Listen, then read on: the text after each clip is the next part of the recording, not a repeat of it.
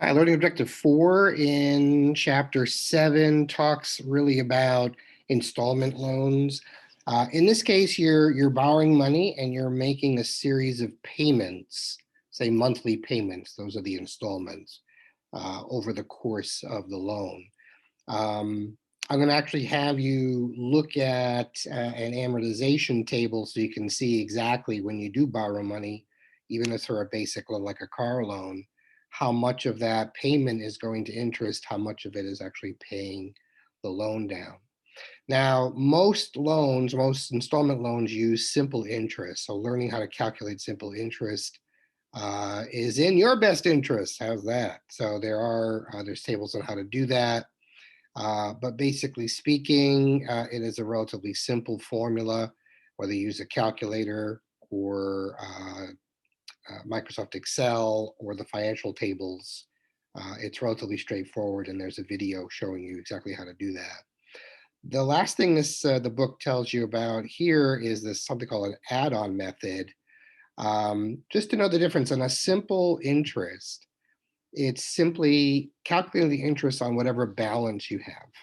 So as you pay the balance down, less interest is charged. With an add-on method, they are charging you interest on the whole thing, even as you pay it down. Okay. So it's almost like your balance never went down from the interest perspective because they're charging you full interest. And so that kind of sucks. So from the table here, you'll see on just a regular $1,000 loan with simple interest, as you pay the loan down, the interest is going to go down. So you're only paying a little bit over a period of time. This is a $1,000 loan over a year at 8%. That 8% is going to be charged, broken by 12 and charged every month on whatever the balance is. With an add-on interest, the 8% is on the full $1,000, regardless how much you've paid down. So you're going to be paying the full interest amount. And that means that even though they look like the same loan, this is an 8% loan, this is an 8% loan, with the add-on interest, you're actually going to be paying a lot more. So you want to stay away from those if you see them in your lifetime.